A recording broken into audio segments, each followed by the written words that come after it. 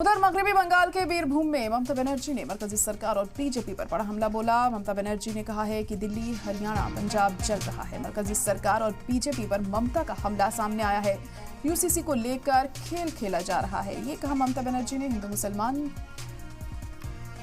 हिंदू मुसलमान की एक तरह शादी नहीं, क्या एक देश एक चुनाव का मतलब क्या है?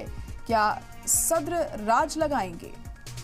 ये तमाम बातें ममता बनर्जी की तरफ से कही गई हैं। यहाँ पर ममता बनर्जी ने यह खिताब करते हुए ये तमाम बातें कही हैं और उनका कहना है कि सरकार और बीजेपी पर बड़ा हमला उन्होंने बोला है। यहाँ पर हरियाणा, पंजाब जल रहा है, ये उन्होंने कहा। मरकजी सरकार और बीजेपी पर ममता ने हमला किया। यूसीसी को लेकर भी यहाँ पर बोलती हुई दिखाई दी ममता बनर्जी और उनका कहना था कि यहाँ पर खेल खेला जा रहा है। यूसीसी पर हिंदू मुसलमान की शादी एक तरह से नहीं होती है, क्या एक देश एक चुनाव का मतलब क्या है? इस तरह से सवाल ममता बनर्जी की तरफ से उठाए गए। क्या सद्र राज लगाएंगे, ये बात उनकी तरफ से कही गई है।